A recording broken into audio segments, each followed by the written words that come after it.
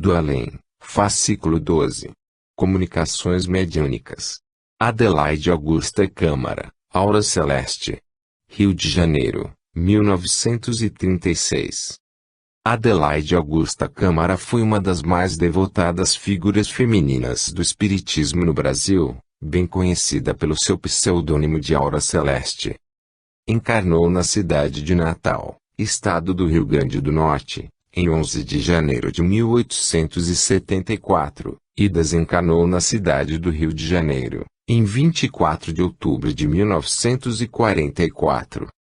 Aura Celeste veio para a antiga capital federal em janeiro de 1896, graças ao auxílio de alguns militantes do protestantismo, a cuja religião pertencia, os quais lhe propiciaram a oportunidade de lecionar no Colégio Raul Williams, o que fez com muita proficiência, durante algum tempo, até que organizou em sua própria residência, um curso primário, onde muitos homens ilustres do meio político e social brasileiro aprenderam com ela as primeiras letras.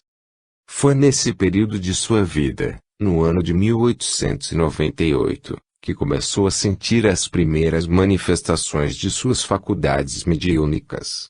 Nessa época, o grande Bezerra de Menezes dirigia os destinos da Federação Espírita Brasileira, revestido daquela auréola de prestígio e de respeito que crentes e descrentes lhe davam, e o espiritismo era o assunto de todas as conversas, não só pelos fenômenos e curas mediúnicas, como pela propaganda falada, pelos livros e pela imprensa. Sob a sábia orientação de Bezerra de Menezes começou a sua notável carreira mediúnica como psicógrafa, no Centro Espírita Ismael. O grande apóstolo do espiritismo brasileiro, pela sua conhecida clarividência, prognosticou, certa vez, que Adelaide Câmara, com as prodigiosas faculdades de que era dotada, um dia assombraria crentes e descrentes. E essa profecia de Bezerra não se fez esperar, pois em breve Adelaide Câmara, como médium auditiva, começou a trabalhar na propagação da doutrina, fazendo conferências e receitando, com tal acerto e exatidão, que o seu nome se irradiou por todo o país. Com a desencarnação do inovidável mestre, Dr. Bezerra de Menezes, em 1900, Adelaide Câmara aproximou-se do grande ceareiro que foi Inácio Bittencourt e, nas sessões do Círculo Espírita Caritas, passou a emprestar o seu concurso magnífico como médium e como propagandista de primeira grandeza. Contraindo núpcias em 1906, os afazeres do lar, e a educação dos filhos mais tarde, obrigaram-lhe a afastar-se da propaganda ativa nos centros, mas, nem por isso, ficou inativa. Nas horas de lazer, entrava em confabulação com os guias espirituais, e pôde receber e produzir páginas admiráveis, que foram dadas à publicidade na obra do Além, em 21 fascículos, e no livro Orvalho do Céu. Foi aí que adotou o pseudônimo de Aura Celeste, nome com que ficou conhecida no Brasil inteiro. Em 1920, retorna à tribuna e os trabalhos mediúnicos, com tal vigor e entusiasmo, que o seu organismo de compleição franzina ressentiu-se um pouco, mas, nem por isso, deixou ela de cumprir com seus deveres. O Dr. Joaquim Murtinho era o médico espiritual que, por seu intermédio, começou a trabalhar na cura dos enfermos e necessitados, diagnosticando e curando a todos quantos lhe batiam à porta, desenvolvendo-lhe, espontaneamente, diversas faculdades mediúnicas nesse período. Além das mediunidades de incorporação, audição, vidência, psicográfica, curadora, intuitiva, possuía Adelaide Câmara, ainda, a extraordinária faculdade da bilocação. Muitas curas operou em diferentes lugares do Brasil, a eles se transportando em desdobramento fluídico, sendo visível em seu corpo perispirítico, como aconteceu em Juiz de Fora e Corumbá, provadamente constatado, por enfermos que, sob os seus cuidados, a viram aplicar-lhes passes. Poetisa, conferencista, contista, e educadora sobretudo, deixou excelentes obras litero-doutrinárias, em prosa e verso, assinando geralmente com seu pseudônimo. É assim que deu a público vozes de alma, versos, sentimentais, versos, aspectos da alma, contos, palavras espíritas, palestras, rumo à verdade e luz do alto. Esparsos em revistas e jornais espíritas, há muitas poesias e artigos doutrinários de sua autoria. O grande jornalista e literato Leal de Souza referiu-se a Adelaide Câmara como a grande musa moderna, a musa espiritualista. Em 1924, teve as suas vistas voltadas para o campo da assistência às crianças órfãs e à velhice desamparada. Centralizou todos os seus esforços no propósito de materializar esse antigo anseio de sua alma. Pouco, entretanto, pôde fazer em quase 3 anos de lutas. Aconteceu, então, que um confrade, João Carlos de Carvalho, estava angariando donativos e meios para a fundação de uma instituição dessa natureza, e, um dia, faz-lhe entrega da lista de donativos a fim de que Adelaide Câmara arranjasse novos óbolos para tão humanitário fim. Dias depois, João Carvalho desencarna, e ela fica de posse da lista e do dinheiro arrecadado. Passados alguns meses, o Sr. Lopes, proprietário da Casa Lopes, que andava estudando a doutrina, mostrou-se interessado na organização de uma instituição de amparo e assistência aos órfãos e Adelaide lhe informa possuir uma lista com alguns donativos para esse fim. A ideia foi recebida com entusiasmo e logo concretizada. Alugaram uma casa em Botafogo e aí foi instalado, no dia 13 de março de 1927, o Asilo Espírita João Evangelista, sendo ela sua primeira diretora. Compareceu a essa festiva inauguração o Dr. Guilom Ribeiro, então segundo secretário da Federação Espírita Brasileira e representante desta naquela solenidade.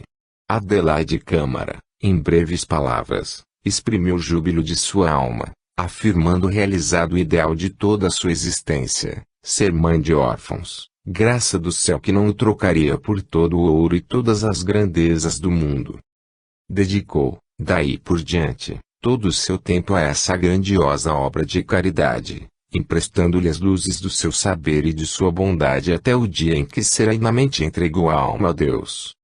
Com extremosa dedicação, trabalhou a hora celeste em várias sociedades espíritas beneficentes da cidade do Rio de Janeiro, dando a todas elas o melhor de suas energias e de sua inteligência. No Asilo Espírita João Evangelista, porém, foi onde realizou sua tarefa máxima, não só como competente educadora, mas também como hábil orientadora de inumeráveis jovens que ali receberam, como ainda recebem, instrução intelectual e educação moral. A vida e a obra de Adelaide Câmara foram uma escada de luz, uma afirmação de fé e humildade, e um perene testemunho de amor. Era grande educadora que ensinava educando e educava ensinando, pelo exemplo. Médium sem vaidades, sincera e de honestidade a toda prova, praticava a mediunidade como verdadeiro sacerdócio. Dotada de sólida cultura teria, se quisesse, conquistado fama no mundo das letras. Poetisa de vastos recursos, oradora convincente e natural, senhora de estilo vigoroso e de fulgurante imaginação, tudo deu e tudo fez, com o cabedal que possuía, para o bom nome e o engrandecimento da doutrina espírita. O Asilo Espírita João Evangelista, no Rio de Janeiro, aí está ainda, em sede própria, atestando a obra e o devotamento à causa do bem daquela nobre mulher que se chamou Adelaide Augusta Câmara. Mais um fascículo desta obra, tão apreciada por elevado número de confrades nossos, daqui de além-mar, damos hoje a publicidade, graças à boa vontade do fervoroso cristão espírita que o vem fazendo desde o 6º fascículo. Foram estas mensagens recebidas por via mediúnica de incorporação inconsciente nas reuniões públicas do Asilo Espírita João Evangelista, Rua Visconde de Silva, número 92, Botafogo, por aura celeste apanhadas pelo corpo de taquigrafas do referido asilo. Dizer do valor destas comunicações não nos parece necessário, porquanto, emanadas da fonte de onde emanam falam por si mesmas aos ouvidos dos seus inúmeros leitores, tocando-lhes o sentimento e a razão pela voz da verdade que traduzem. Com os melhores intuitos, portanto, entregamos aos apreciadores este precioso opúsculo e sentimos-nos felizes em lhes proporcionar desta forma algum bem. Rio de Janeiro, 1936. A Câmara. Editor. A videira e as varas. Filhos do nosso Deus, amados de Jesus, Deus vos salve. Porque tão grande número ocorreu a ouvir a palavra do alto neste dia? Porque, desejosos, viestes buscar alguma coisa daqueles que já não vivem em vosso meio, mas que não obstante essa ausência, presentes estão convosco, sempre que é necessário. Que viestes buscar, irmãos meus? Que esperais colher desta reunião cristã, em que adeptos de espiritismo buscam fazer alguma coisa de bom na terra ou no espaço? Meus amigos, empolga hoje a sociedade humana a recordação de um acontecimento passado há tanto tempo, mas que se torna como que passado neste próprio instante, tal é a impressão deixada por esse acontecimento. O homem o julga quase presente, tão vivo, tão palpitante, tão real, como se efetivamente ele tivesse ocorrido há meses. Por quê? Meus amigos, quem foi levado à cruz do Calvário, antes de Jesus, não deixou memória entre os homens. Quem conhece as páginas da história, deve saber que os condenados à morte infamante da cruz, foram muitos, antes e depois. E porque só esse fato ficou registrado no íntimo da criatura, na sua memória, no seu coração, na sua vida. Por que razão? Debalde procurarão explicar este motivo, aqueles que não tiverem a fé consagrada às coisas eternas. Debalde procurarão dar resposta a esta interrogação, os homens que não creem, porque Jesus não foi notável como homem de ciências, Jesus não foi notável pela sua fortuna monetária, Jesus não foi portador de brasões. Jesus não era descendente de homens ricos e nem a sua posição perante a humanidade era de um potentado. Humilde e bom, nasceu entre as palhinhas, assim viveu nessa humildade obscura, até que chegou o dia em que teve de se apresentar ao mundo. E como se apresentou? Como realmente era, humilde e bom. Seus atos. Todos conhecem suas ações. Suportam qualquer análise às suas frases. O seu evangelho, acima de qualquer frase o evangelho humano, sua personalidade, distinta entre as mais distintas. E tudo isto por quê? Porque ele foi o enviado de Deus ao mundo, no interesse desse próprio mundo. Ele não veio trazer uma ciência desconhecida, nem veio descobrir qualquer coisa que a ciência não houvesse descoberto até aquele instante. Ele não é autor de obra alguma porque não deixou escritos. Ele trazia a missão sagrada, a missão divina, de apacentar as ovelhas do rebanho do Senhor. E sua responsabilidade foi assumida de tal sorte que, ele, o divino Cordeiro de Deus, falou assim: das ovelhinhas que me deste, nenhuma só se perdeu. Para vós, meus amigos, é necessário recordar, porém, uma passagem assinalada por João, o evangelista, onde o Mestre falou: eu sou a videira, vós sois as varas, enquanto estiverdes em mim, dareis frutos. Sem estardes em mim, não podereis dar esse fruto. Essas palavras, meus amigos, proferidas há 2000 anos pelo Divino Mestre, soaram aos ouvidos daqueles homens, como coisas incompreensíveis. Para vós, porém, que efetivamente vindes daquela época que tendes conhecimentos mais adiantados do que então, estas palavras devem ser compreendidas melhor do que poderiam ter sido naqueles dias remotos. A videira cheia de ramos, é cheia de varas, no dizer da Escritura. Cortai o galho da árvore, ponde-o de lado e vereis até quando ele tem vida. Separai-o do tronco e ele morrerá. Como poderá dar frutos o ramo separado do seu tronco?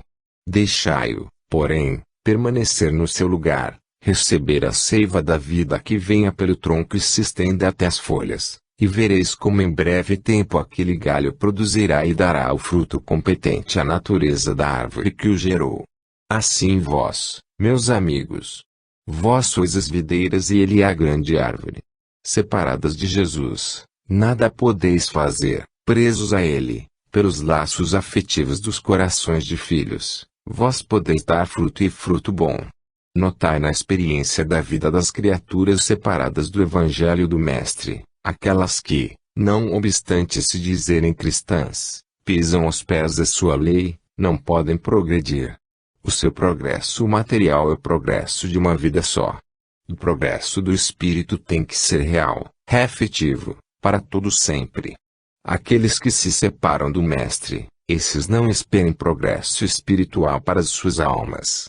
Que vinha para vos dizer, em um dia em que a praxe litúrgica oferece cerimônias pomposas ao Cristo, pelo acontecimento que se celebra em todo o mundo cristão. Que vinha para vos dizer sem tocar de leve nestas coisas que todos vós pensais, para as quais naturalmente tendes a atenção voltada.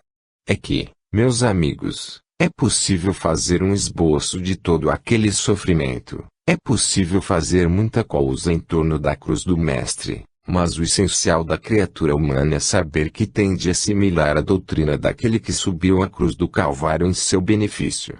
Dar o fruto, correspondente a essa fé, para compreender a via crucis do Divino Mestre, a sua passagem até o cimo do Calvário, as gotas de suor que lhe correram pela fronte, o sangue que dele jorrou, os espinhos que o cruciaram e os cravos que lhe crucificaram as mãos. Para dizer tudo isso abordaria assunto que todos vós conheceis, cada qual a seu modo. Vamos, pois, ao âmago da questão, vamos ao fundo, deixemos o que for superficial e toquemos no profundo da questão. Regenerai-vos, corrigi-vos, apresentai ao Mestre corações puros, espíritos propensos ao bem e tereis compreendido o fim do acontecimento que hoje se celebra. Jesus morreu em uma cruz, tão somente para vos exemplificar que pelo bem se vai até o sacrifício. Quantos de vós estão dispostos a esta resolução? Não se exige de vós suplício semelhante, nem vós teríeis a envergadura moral precisa para o suportar. Exige-se de vós tão somente o sacrifício do vosso egoísmo, o sacrifício do vosso orgulho, o extermínio dos vossos maus sentimentos, enfim, exige-se de vós a pureza de sentimentos, a vontade de servir ao Mestre, a união fraterna que deve existir entre todos os seres porque um não é mais perfeito do que o outro. Todos vós sois criaturas imperfeitas e necessitadas de progresso. Deseja-se de vós o exemplo da vossa fé, exige-se de vós o amor para Deus, o amor para o próximo. Meus amigos e meus irmãos, esta é a comemoração que se pode fazer. Esta é a paixão que o mundo lá fora celebra, de maneira muito diversa, hoje, enlutando-se, para amanhã se entregar às bacanais, hoje tingindo de crepes as próprias paredes dos templos, para amanhã entregar-se novamente ao vício, porque é comemoração de um dia apenas. Quantos aguardam aleluia, para se entregarem a prazeres impuros que hoje entendem não dever praticar? Quantos aguardam o despontar do dia, para poder voltar ao pecado de que se afastam hoje momentaneamente? Hoje essa comemoração é vã, porque a regeneração do espírito não se pretende fazer, não se cogita dela, não se pretende abrir mão dos maus costumes e sim entrar-se neles amanhã, novamente. Assim, meus amigos, não vale a pena pensar no grande sacrifício da cruz. O proveito que vós podeis ter desse sacrifício é aceitá-lo voluntariamente, repelindo o homem velho, para que nele ressuscite o homem novo. Paz a todos os homens. Em 19 de abril de 1935. Tiago. Ouvi em tempo. Meus amigos e meus irmãos, quero também dizer alguma coisa nesta data. Eu não venho encerrar sessão. Se alguém quiser dar o seu testemunho de luz, pode fazê-lo. Quero, tão somente, chamar a atenção dos meus amigos que se reúnem nesta data com o fim de trazerem o seu testemunho de fé cristã, que a realidade da vida eterna não padece dúvida. Os seres do outro plano da vida esforçam-se para testemunhar aos homens a existência dessa vida imortal, vida eterna, concedida por Deus a todo o vivente. Mas, da maneira por que se deve conduzir esta vida no plano terreno, poucos se ocupam. As ciências aí estão, para ilustrar a inteligência humana, as filosofias mais elevadas aí estão, para a formação do caráter, as disciplinas mais adiantadas, para pôr um freio às paixões. Tudo isso o mundo tem em suas bibliotecas, em seus museus, em suas faculdades, enfim, em toda parte onde a ciência se faz sentir, a manifestação de uma vida que não acaba é patente. No entanto, levanta-se o orgulho do homem, qual víbora traiçoeira, a procurar matar aquilo que tem raiz no eterno. E o raciocínio se faz insensato, desta forma, pois se a vida não tem solução de continuidade, por que não aproveitá-la, feliz, nesta terra e depois nos mundos adiantados? Por que não posso eu gozar aquilo que esta terra tem de bom, e depois gozar o que o espaço tem de melhor?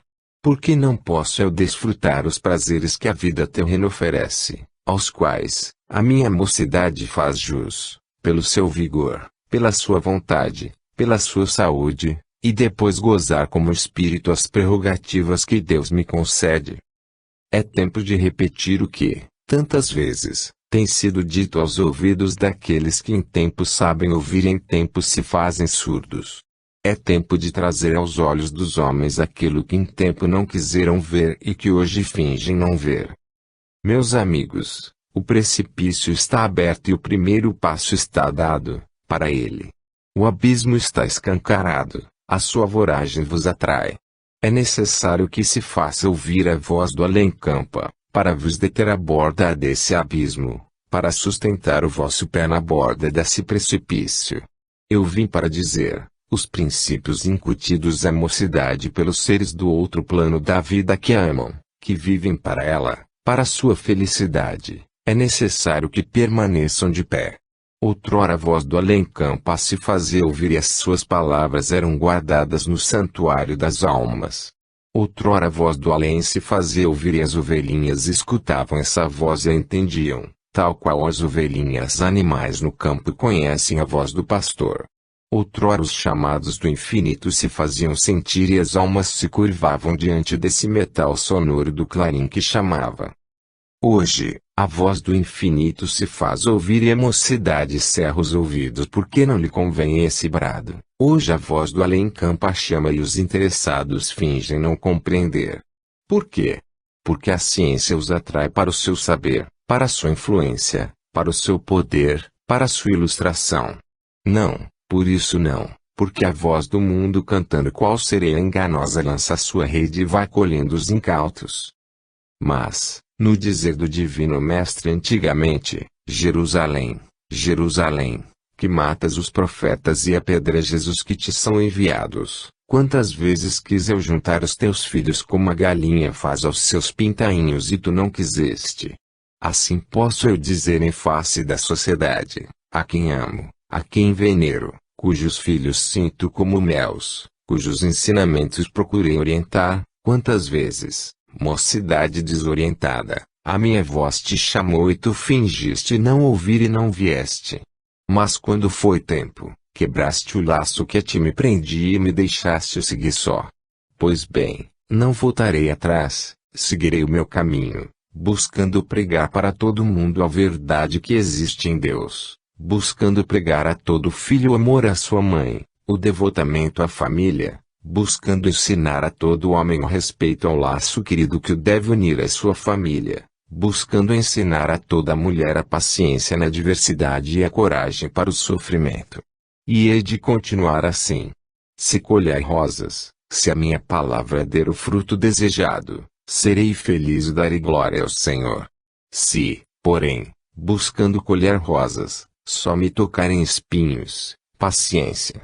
O coração do homem cruciado soube sofrer, mas saberá sofrer o espírito redimido pelo sangue do Cristo. Se, como homem jamais procurei vingança ou qualquer sentimento desafeto para com aqueles que não souberam recompensar o grande amor que lhes tinha, mormente como espírito, mais poderei sofrer. Bênçãos sobre todos aqueles que, podendo ter um pouco de amor, se distanciam, se afastam, quando já estiveram perto. Meus amigos e meus irmãos, o mundo de Sexta-feira Santa. Santa por quê?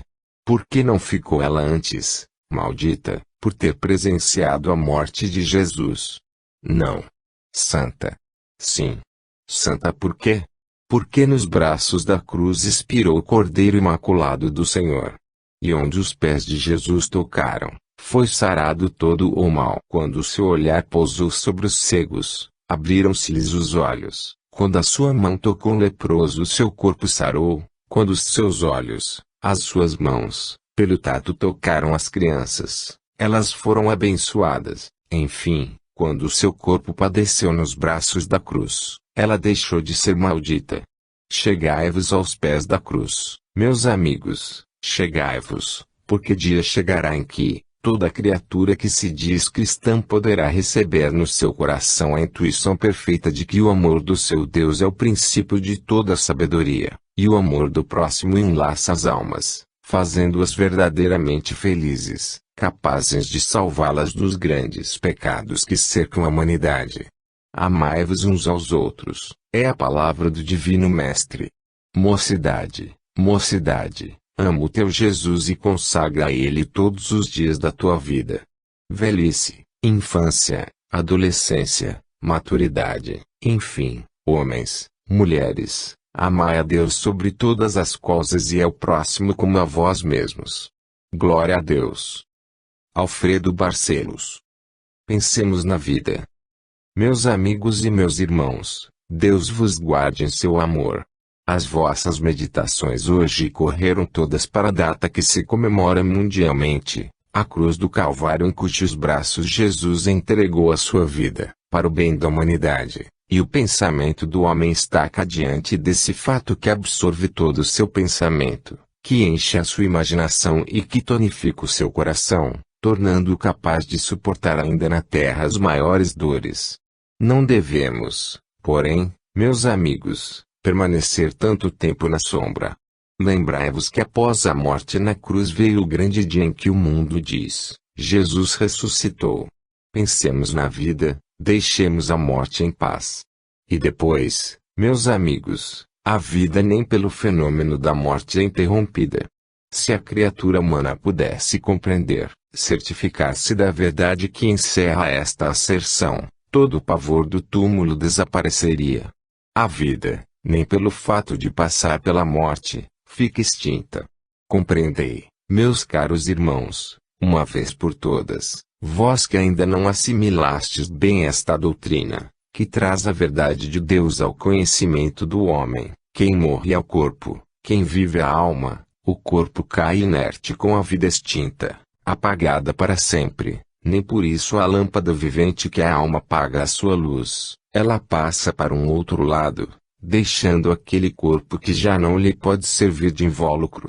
O corpo é tão somente o meio que Deus encontrou para que o espírito habitasse na terra, em contato com seus irmãos, para que aprendesse os primeiros rudimentos da solidariedade irmã. As criaturas do que vivem na terra devem compreender, assimilar essa doutrina, para se poderem tornar mansos e mais pacíficos, como Deus quer. Essas lutas fratricidas dependem todas da falta de compreensão desse princípio.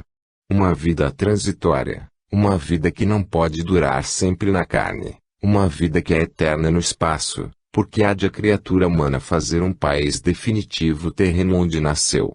Do berço ao túmulo, eis o ideal realizado. Não, meus amigos. O ideal é lá é que é a verdadeira pátria, lá é que se goza a verdadeira paz, e poderia haver na terra uma certa paz relativa, se o homem tivesse uma compreensão mais perfeita das coisas reais de além-túmulo. Mas as criaturas, ainda espíritas, não compreendem bem estas coisas. Têm propósitos belíssimos quando tudo lhes corre suavemente. O amor fraterno para elas é coisa simples, enquanto as opiniões não divergem. Mas desde o instante em que um pensa de um lado, outro pensa do outro, estabelece-se a polêmica, E nessa polêmica lá se vai o preceito do amor fraterno. Meus amigos, aprendei a viver como irmãos, é o que se vos pede neste dia em que vós vos congregais para comemorar a morte de Jesus. A morte. Pensai bem. Jesus é tão vivo, tão perfeito, quanto sempre foi. O fenômeno da morte passou por ele como amanhã passará por vós.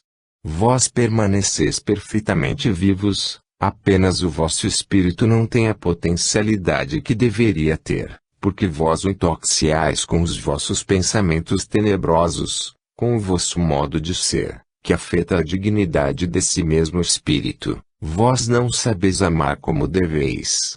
Pois bem, quando voltardes para as vossas casas, quando estiverdes pensando sobre a Semana Santa, como vós chamais, dizei de vós para vós.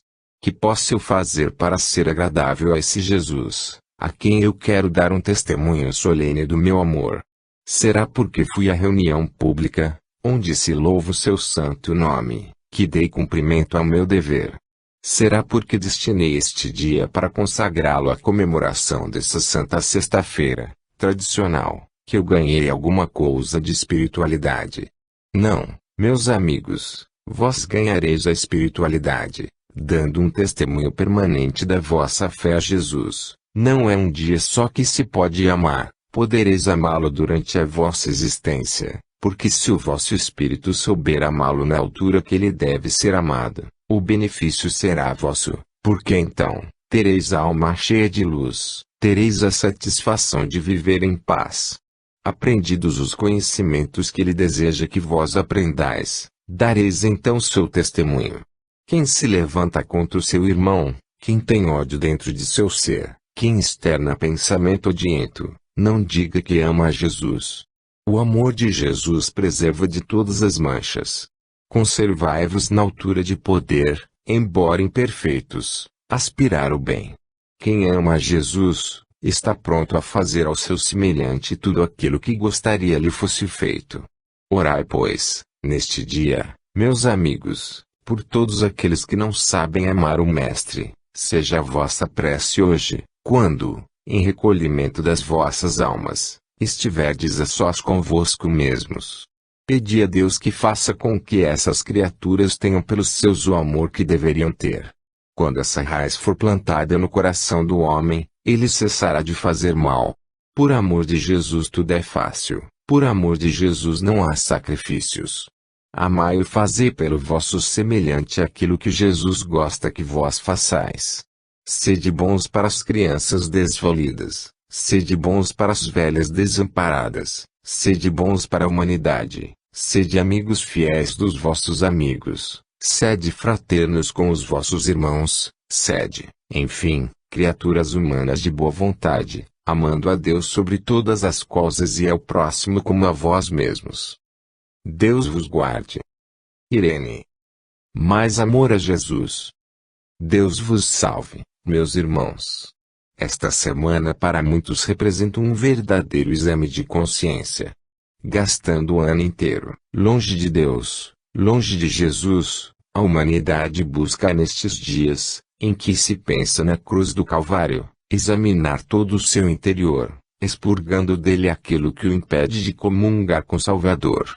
Não é condenável isto, bem ao contrário, melhor seria se nós, os espíritos, e vós, os homens, pudéssemos ter sempre na mente, o que fez Jesus para toda a criatura humana. Mas, uma vez que a contingência do tempo e a memória dos homens, fazem esquecer um pouco este fato doloroso, é bom que nesta semana consagrada à meditação desses fatos antigos, mas sempre presentes, a criatura seja verdadeira, seja útil ao homem. Foi nesta época, durante esse dia cruciante, que Maria Santíssima recebeu no seu amantíssimo coração, o golpe profundo que o feriu imensamente. Mirem-se neste espelho todas as mães dolorosas, ninguém pode sofrer mais. Foi nesta semana dolorosa que Jesus, o Cordeiro Imaculado do Senhor, justo e bom, se viu apodado, martirizado, castigado, inocente e trazido pelas ruas da amargura até exalar o último suspiro nos braços infamantes da cruz. E essa mesma cruz, pela expiação dos crimes dos homens, ficou redimida, santificada. Ora, meus amigos, se vós pensais no sacrifício do Calvário, e eu creio que todos vós pensais, almas cristãs que sois, procurai, meus amigos, dentro da vossa alma, qualquer coisa de bom para Jesus, mais amor, mais sentimento afetivo, mais consagração, mais dedicação, mais devoção à caridade. Quanto a mim, espírito imperfeito, que tenho presente o meu passado, que leio no livro da minha vida e não devo senão procurar aquilo que estava errado para corrigir, digo, com a sinceridade natural das expressões verdadeiras.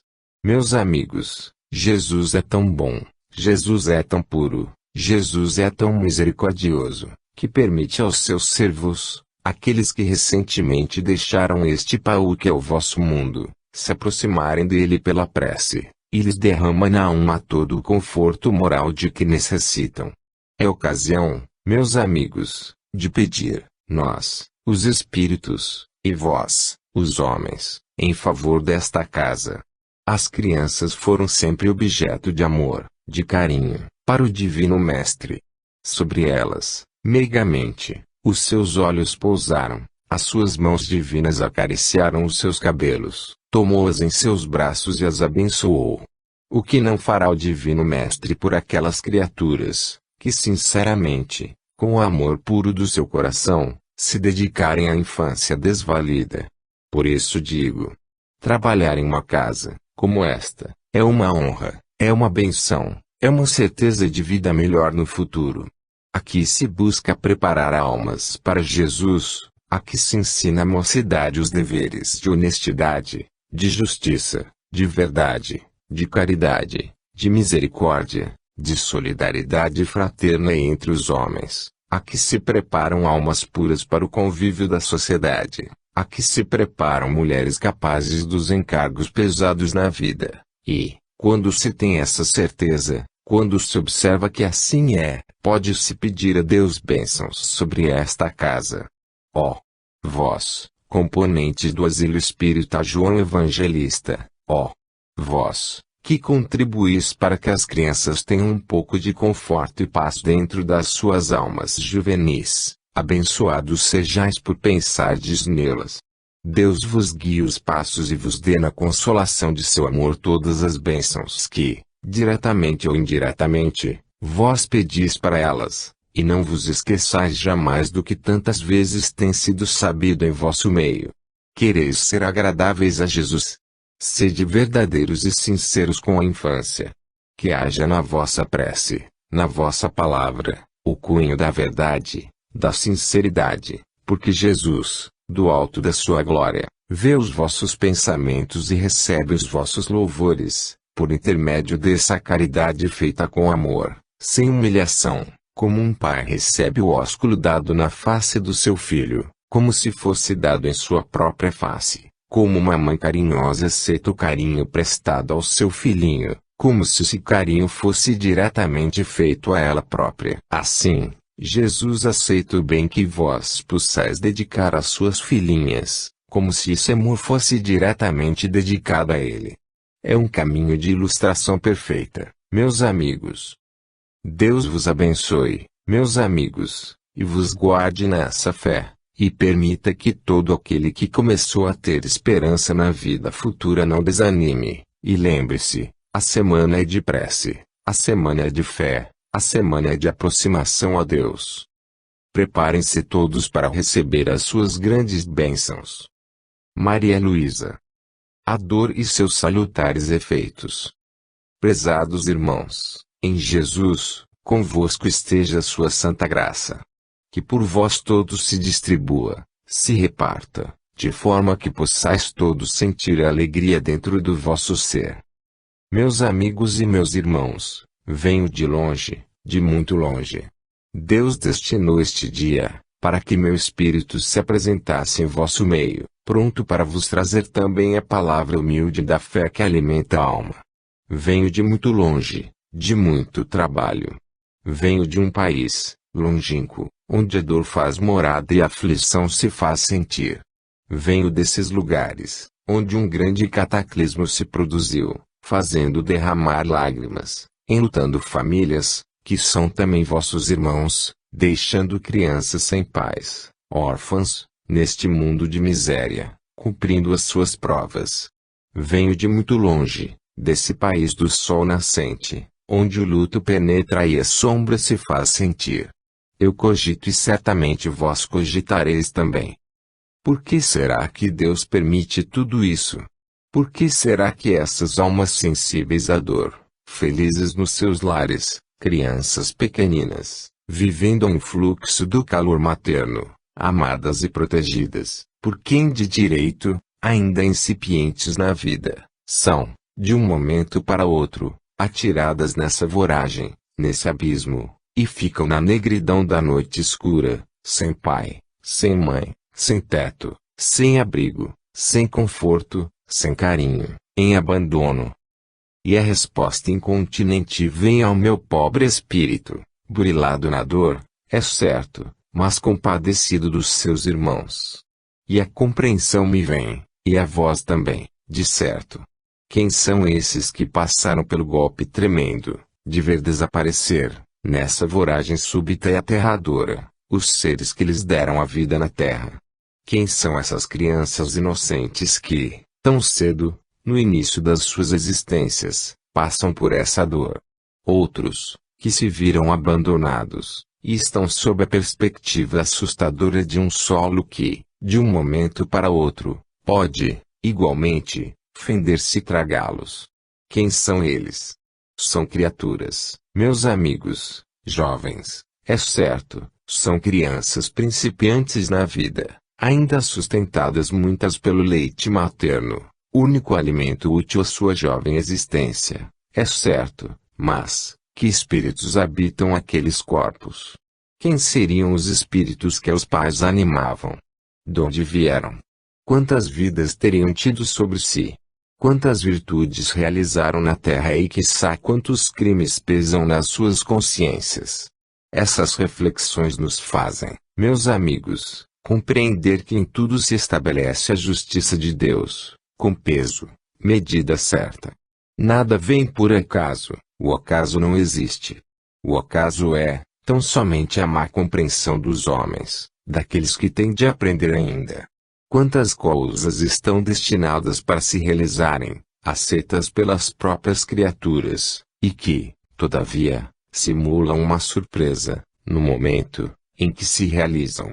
Quantas pobres crianças japonesas, pobres bebês recém-nascidos, quase, e arrancados do seio materno, pelo golpe da dor.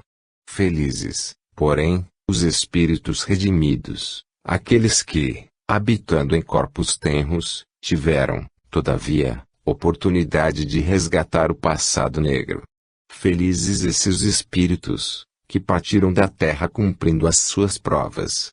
Igualmente, os que pereceram no abismo, eles também, coletivamente, cumpriram a sua expiação. Louvado seja Deus, que dá sempre ao náufrago perdido a tábua que se agarre para sua própria salvação. Bendita seja a doutrina dos Espíritos, que esclarece tanto aos homens todas essas coisas horrorosas para aqueles que não sabem crer. Bendita seja a doutrina dos Espíritos que abre os olhos dos homens, que querem ver e compreender a razão de todas as coisas. Meus amigos, venho de lá, toquei de perto a imensa dor, vi tudo aquilo e procurei, na medida do meu pequeno esforço, auxiliar com esse fluido partido de lá, a desventura dos nossos irmãos. Vós também deveis orar, são vossos irmãos, filhos do mesmo Deus, que é o vosso Pai. Vós também deveis orar, não somente pelos que ficaram, como por aqueles que partiram, para que eles depressa compreendam que a sua situação não é aflitiva, e sim a de quem resgatou a sua promissória. Louvado seja Deus, em sua grandeza, em sua bondade, em sua justiça indefectível, sempre aliada à bondade e à misericórdia imensas, infinitas, como o próprio Criador. Deus vos abençoe, Deus vos proteja. Grace. Virtudes e defeitos pertencem ao espírito. Meus amigos, paz. Costuma-se dizer no mundo que o amor reside nos corações. Eu mesmo acreditei isso muito tempo. A leitura, a experiência com outros seres, o hábito de dizer assim, me fazia crer que o órgão do sentimento era o coração, nele, portanto residindo o amor. Hoje, melhor esclarecida nesses assuntos transcendentes, eu digo, o coração é o músculo cardíaco que habita no corpo e lá, dentro de quatro paredes, aconchegadinho, sujeito às moléstias, sujeito à fraqueza, sujeito a parar de um momento para outro. E, por acaso quando ele para, cessa o amor? Os que conhecem a morte e as suas consequências sabem que o amor não para quando o coração para, bem ao contrário, como que ele mais se eleva, mais se intensifica, mais se enobrece, despido do órgão que lhe empresta a natureza material. O amor se intensifica, não pode morrer. É que ele reside no espírito, meus amigos, como todos os sentimentos nele moram. A amizade que nós tributamos às criaturas que a conquistam, é também patrimônio do espírito. O zelo que nós temos pela nossa fé, pertence ao espírito. A indiferença com que tratamos as coisas leves, sagradas, puras, é defeito do espírito. A avareza que empolga as criaturas, ao ponto de guiá-las para os bens passageiros da terra, pertence ao espírito. Enfim, tudo é ele. Se pensamos bem, dele parte o pensamento. Se somos um cofre de maldades, esse cofre é o nosso espírito. Tudo, pois, é o espírito. É conveniente, pois, cuidar da sua educação, da sua ilustração, do seu adiantamento, enquanto é tempo, porque pela contingência do erro do espírito, padecem os que nos cercam. Há bem pouco tempo, estando eu na terra, vivendo como vós viveis, senti de mim para mim, esta interrogação patente, para a qual eu nunca ousei dar uma resposta em voz alta, mas que no íntimo do meu ser me torturava a mente. Que será do meu amor, quando eu deixar de ser alguém? Como será? Serei esquecida, talvez. Nunca mais se lembrará de mim? Ficarei como folha morta, ao sopro do vento. Eu própria aguardarei a reminiscência dos seres que amei. Que será de mim, após a morte, e que consequências trará o meu desaparecimento? Tudo isso pensei. Hoje, daqui onde estou, eu digo, se então eu estivesse mais esclarecida, saberia responder a mim mesma. Tudo permanecerá vivo, palpitante, porque o afeto que tu tens a esta criatura, que é correspondido, não pode morrer, porque ele é do espírito, ele não é simplesmente da tua pessoa, tua própria pessoa pertence ao espírito, nada desaparecerá. Devo dizer a vós todos, meus amigos, que, se fizerdes para vós próprios essa interrogação, não deveis hesitar na resposta. Todas as afeições sólidas passam para o além, todas as amizades, fraterna, filial, conjugal, passam para o além. Aparentemente o cadáver está com o seu amor frio enregelado, dentro do peito e depois preso a 4 tábuas de um caixão. Mas isso é aparência. A inteligência logo faz sentir ao indivíduo que estes sentimentos palpitantes, vivos, não podem em absoluto cessar. Um sentimento realmente incorpóreo, não pode ficar sepultado na terra. Ele parte com a alma. A alma tem vida permanente, a alma é imortal, a alma é eterna, a alma viverá sempre e com ela todos os seus sentimentos. Calculai, agora, o perigo de uma alma partir para o além cheia de ódio, envenenada pelas toxinas formidáveis de um rancor que não cessa. Se fosse tão somente o coração o dono desse sentimento, bom seria, porque ele se encerraria na tumba e não ressuscitaria. Mas a questão é, assim como o amor vive com o espírito da criatura, assim também o seu ódio permanecerá com a mesma intensidade, com a mesma vida e talvez, mesmo, com maior força, porque o espírito liberto da matéria é muito mais forte. Calculai o perigo que vem daí. Reflexões, meus amigos, reflexões. Eu venho, pois, para os que me são caros, aliás sois vós todos muito embora particularmente, pelo fato de me conhecerdes, saibais quem me é mais chegado, dizer-lhe a todos vós, meus amigos, cuidai da evolução dos vossos espíritos, cuidai dos vossos espíritos, na verdadeira acepção do termo, proporcionando-lhes ocasião para o seu desenvolvimento, dando-lhes o alimento de que eles precisam para se fortificarem na fé. Lembrai-vos de que as maiores dores terrenas não são comparáveis ao arrependimento que tortura o espírito por uma ação má, reprovada por Deus, praticada na terra. Esse arrependimento é doloroso. Poupai-vos essas crises e amai-vos uns aos outros, no dizer do Divino Mestre. Maria Luísa. A palavra e ação. Meus amigos e meus irmãos, quanta contradição existe no coração e no pensar do homem. Quanta contradição existe entre as suas convicções e as suas resoluções e atos. Dir-se-á que o homem é sempre uma contradição permanente. Daí a palavra a qualquer deles, no sentido de defender uma tese moral, e vereis muitas vezes eloquência partida de lábios de onde vós não poderíeis esperar tanto. Dai-lhes a palavra sobre os sentimentos de justiça e de verdade e vereis como eles defendem essas duas virtudes, com um calor, com uma eloquência, com uma intensidade, que arrancam aos assistentes verdadeiros aplausos. Dá-lhes oportunidade de falar sobre a mentira, como um tema ingrato a ser combatido e vereis quantos se levantam palpitantes de entusiasmo, eloquentes, a fazer a mentira descer mais baixo ainda do que ela mesma por si só se coloca. Muitos, em arroubos de eloquência e numa convicção que arrebata as massas, dizem com aquele entusiasmo do momento, o homem que mente não tem vergonha. O homem que mente é uma criatura indigna. Ah! Os discursos, meus amigos, inflamados. Nós, que os assistimos, nós que lhe acompanhamos os passos, que lhes assistimos os comentários sobre esses temas, pasmamos da contradição flagrante em que se encontram essas criaturas dentro das suas próprias consciências. Aquelas que defenderam a justiça e que dizem das tribunas, Deus me livre de pisar os interesses de quem quer que seja a pés. Deus me livre de defraudar ou prejudicar a qualquer irmão. São os primeiros a conspurcar os sentimentos alheios. Cavalgam sobre as suas próprias consciências, e são o exemplo mais flagrante de uma contradição permanente. Aqueles outros, tão apologistas da verdade, jogam fora o respeito que lhe é devido.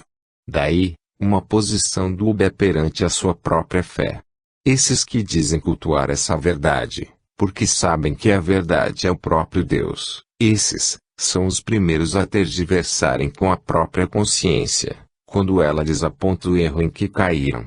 Daí a sua resposta mesclada de um misto de tolerância e pusilanimidade, de uma doçura, que é tão somente como verniz passado sobre a madeira que não foi lixada em primeiro lugar. E a dizerem, mas a contingência da vida, o correr do mundo, a voz da sociedade, os meus compromissos, a minha posição.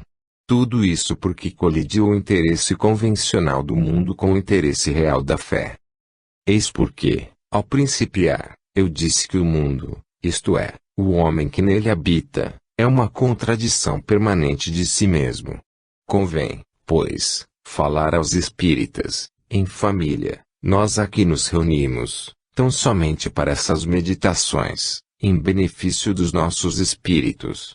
Chamamos a atenção desse pequeno núcleo de criaturas de boa vontade, para o desempenho formal dos seus compromissos, perante a causa espírita, e também a sua leviandade para com os outros compromissos, que eles colocam em primeiro plano, mas que, forçosamente, pela lei da fé, têm de passar ao segundo. Assim, disse por exemplo, ao homem que tem horror à mentira, ao homem que é amigo da verdade, meu amigo, se tu és tão amigo da verdade, como dizes em tese, conforme a tua palavra afirma aos teus amigos e ao público, então, meu amigo, se verdadeiro contigo mesmo, arranca de ti próprio esses sentimentos outros, contrários à verdade, porque a verdade brilha como o sol. Tens de ter os teus sentimentos de acordo com ela, não podes aparentar uma fé que tu mesmo destróis, pelos teus atos. Aquele que se diz amigo da justiça, Perguntar-lhe: tu procedes com toda a justiça para com os teus amigos, para com os familiares, para com os próprios desafetos? Procedes com justiça? Eis o que o Espiritismo busca ensinar. Os homens ordinariamente, quando batem à porta do Espiritismo, é porque a necessidade, a dor, os sacode no íntimo do seu ser. E eles vêm buscar a esmola. Mas, meus amigos, a esmola é segura. A esmola é certa. A palavra de Deus não falha, quem falha é o próprio homem. Desde que a criatura humana não faz jus àquelas benções que suplica, como pode exigir que elas desçam serenas sobre a sua própria personalidade? Quando o indivíduo não se condói do sofrimento alheio, da necessidade dos outros, como deseja que os seus amigos do além tenham por ele esse sentimento que ele próprio não sente por seus irmãos. O que acontece é que a tua súplica, meu irmão, corre para o alto em busca do alívio para a tua própria pessoa, para o teu próprio corpo, para a tua própria alma. Essa prece sobe, essa prece vai, mas lá fica. A sua resposta quando será? Quando estiveres em condição espiritual capaz de atrair as influências do além. Vamos, pois, meus amigos, continuar as sessões de estudo, nos dias próprios, aprender os preceitos máximos do Espiritismo. Vamos nas sextas-feiras habituais, em que nos reunimos para essas meditações, aprender nas demonstrações práticas aquilo que elas ensinam. Vamos também ter Espiritismo não somente a par das sessões, mas também, em atos constantes, expressivos de uma vida bem intencionada, particular e socialmente. Espiritismo pode dar esse fruto. Plantai as vossas sementes e deixai que cresçam. Esperai, então, o fruto. Deus vos guarde. João de Freitas. Sobre a aplicação de passes. Paz, meus amigos, luz vos concede o Senhor. Um dos trabalhos mais belos do Espiritismo é exatamente a distribuição de fluidos concedidos por Deus às criaturas terrenas. O passe é uma sessão essencialmente religiosa. As criaturas que assumem responsabilidades desta ordem, devem estar certos de que nenhum ato de mais valor, religiosamente falando, poderão praticar. Deus põe os espíritos iluminados em perfeita colaboração com o espírito do médium. Há uma aproximação tanto mais estreita, quanto mais atração oferece o aparelho mediúnico. O médium receptor do fluido trazido pelas entidades superiores transmiti-lo ao seu irmão necessitado. Cabem aqui duas advertências úteis para o governo dos que dão o passe, bem como para a instrução daqueles que o recebem. O aparelho mediúnico, como toda máquina, necessita sua limpeza particular, para o seu bom funcionamento.